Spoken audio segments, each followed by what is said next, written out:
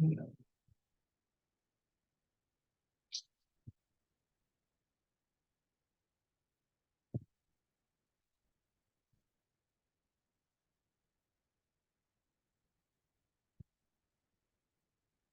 online. We're back online. If so. We hope. I think. Okay. Good evening, everybody. So, so it says, "Vayishma Yitro Kohen Midyan." Yitro heard two questions that are left open by the text to a certain degree: is what did he hear and when did he hear? Chazal talk about this a lot in Chazal amongst the Rishonim. There's a lot of discussion. The truth is, it's a little bit strange because the pasuk does seem to tell us what he heard. He heard that Hashem took Bnei Israel out of Egypt. That's what it says explicitly. That's what he heard. But nonetheless, we find Chazal ask, we find the Rishonim ask, what did he hear? It wasn't enough. Specifically, what did he hear? Specifically, what was the event that he heard? Not only Rashi says, Mashma Shama Uba. What is it that he heard that made him come? In the Gemara, I'll talk about Mechilta as well in a number of places. But there the language, another word that's added. It says, Mashma Shama Uba V'nitgayeh. What did he hear that made him come, that made him convert, that made him come and take action, right? And when did he hear? When this took place is also, the two questions are interrelated, because depending on what he heard may depend on when he heard it, depending on whether it had happened or not. We know we have a principle of Ein Mukdam u'Meuchar b'Torah, that the Torah is not necessarily written in chronological order. Everybody agrees that that is true. Everybody agrees there are cases where things are written out of order. Big discussion amongst the Rishonim as to how far we can extend that rule and how much we can stretch it. Meaning, is it only when it's absolutely necessary, when it's impossible to explain the psukim in any other way than out of chronological order? There we say it. But if there is a way to explain it chronologically, then we would go with that. The other Rishonim would say, no, it's possible, even if there's an alternate explanation, it can be out of order, and we find discussions about that. So let me read you the words of the Midrash that talks about what it was that Yitro heard. And we find three different opinions in the Tanaim as to specifically, and then we get to the Rishonim, we find maybe a fourth opinion as well. So Midrash says like this. Come on. First of all, this appears in the Gemara in Zvachim, it appears in the Mechilta, it appears in a number of places in Chazal, where first of all there's the discussion as to when the story of Yitro took place, when he heard and when he came. Was this before Matan Torah or was it after Matan Torah? We know we have in the Torah, it's written first the story of Yitro and later on the story of Matan Torah. If we explain that actually Matan Torah happened first and Yitro came later, we'll need to understand why it is that the Torah wrote it out of order. For what reason did it choose? But related to that, so what is the event that he heard? So there are three opinions that are brought here in the Gemara and in the Midrash. It says, Vayishma Yitro Kohen Midyan, Ma Shmua Shama Uva V'nitgayeh. And what is the Shmua? Shmua is a rumor. It's not this was a real piece of news that he heard, and he came and he joined the Jewish people. So opinion number one, Rabbi Yoshua Omer, Milchemet Amalek Shama. Because Rabbi Yoshua, he heard about the war with Amalek. Now the Midrash explains each of these opinions, why you would say that this is what he heard. Because the Torah has just spoken about it. The end of Parshat Beshalach, we end off with the war against Amalek.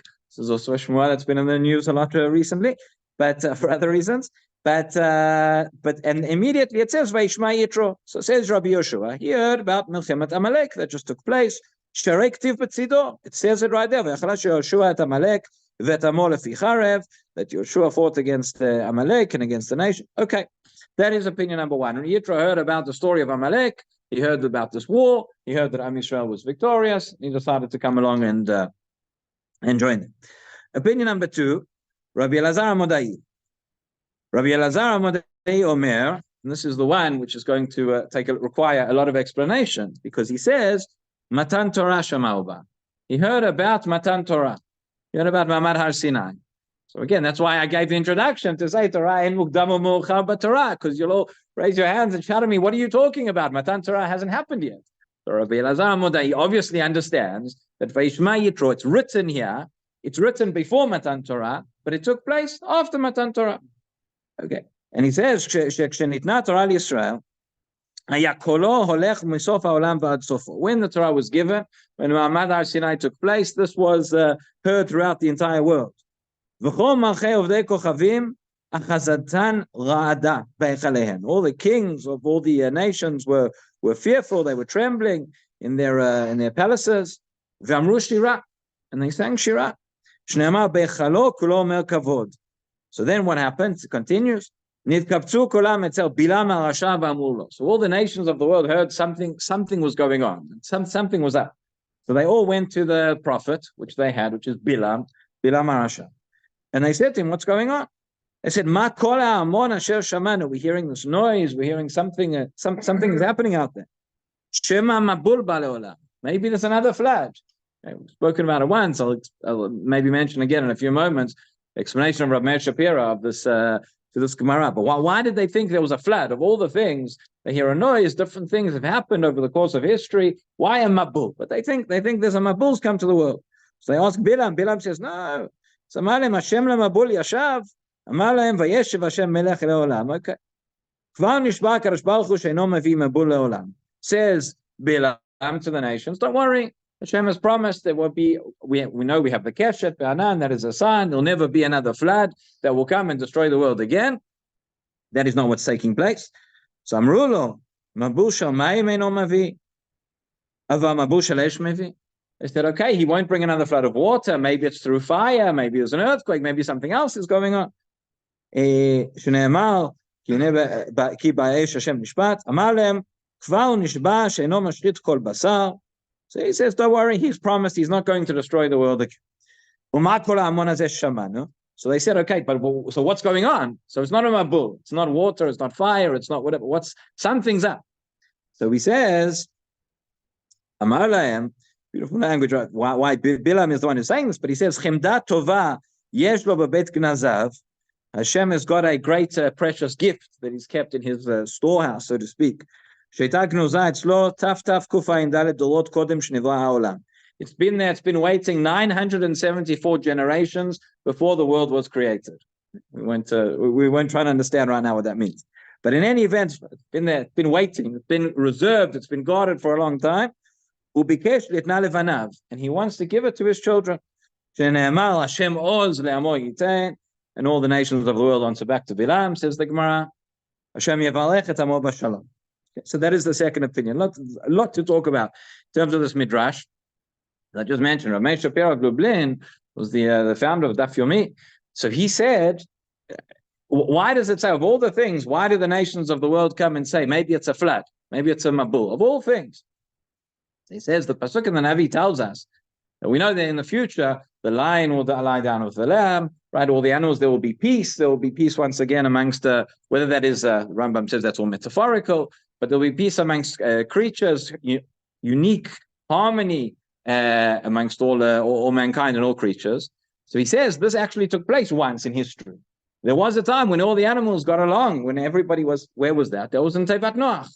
Tevat Noach, when there was a mabul, there was no choice. But everybody had to, right? The animals were able to coexist and to be able to be together in that environment, and they had that sense of oneness, that sense of harmony, maybe.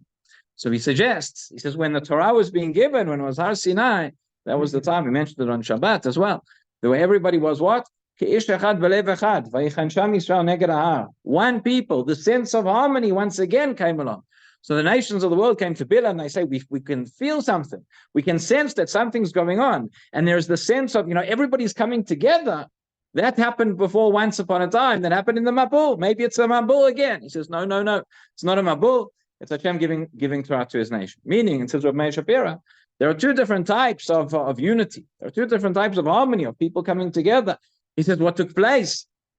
The time of the Mabul, all the animals came together because all of creation came together in harmony because they had no choice, because there was a common threat on the outside. There was a unity of there's a danger out there, there's a threat out there, and if we don't come together, we won't survive. We'll all kill each other. But yeah, that's why they thought. That's what Umot HaOlam thought. This is the Mabul.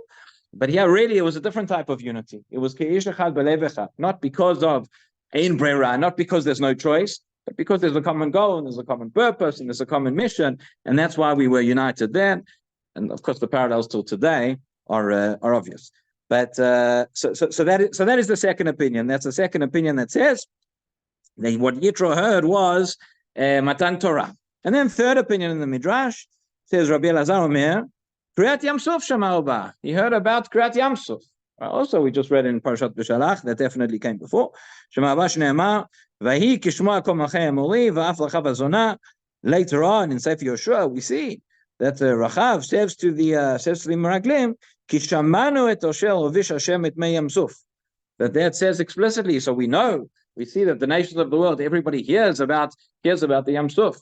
I've often thought, there's a midrash that Chazal tell us that when the sea split, so all the waters in the world split. Wherever there was water, it split as well. Is that midrash meant to be taken literally as well? Maybe, maybe not. But I've always thought the message behind it is that this was an event. It wasn't just the people that were there that were at Yam Suf, but it had echoes around the whole world. Everybody knew about. So Yitro heard as well. So those are the three things that the midrash suggests to us. Either he heard about Kriyat Yam Suf, or he heard about Milchemet Amalek. Again, those don't raise any difficulties as to when this happened. Or he heard about Matan Torah, which obviously we'd have to change the order. Rashi, when he comments at the beginning of the parasha, he says, what did he hear? So Rashi doesn't take any of these views. He combines two of the opinions together. He says he heard Kriyat Yam Suf Milchemet Amalek. Rashi clearly understands that these Tanaim were not necessarily arguing with one another. But many have explained that what Rashi is trying to tell us is that what made Yitro get up and come, what made him do something was he heard about Kriyat Yam Suf. And we know everybody heard Kriyat Yam Suf. Everybody is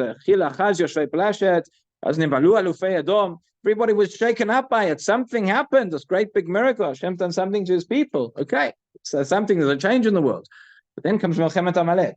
How could there be an existence? How could there be a reality where everybody saw this great miracle and everybody was seemingly affected by it and touched by it and understood that Hashem is there, is protecting his people, and he's done these miracles for them? What do you expect to happen? You expect the whole world to flock around the Jewish people. You expect everybody to recognize Hashem Echad U'Shmo Echad. We're there, we've got it.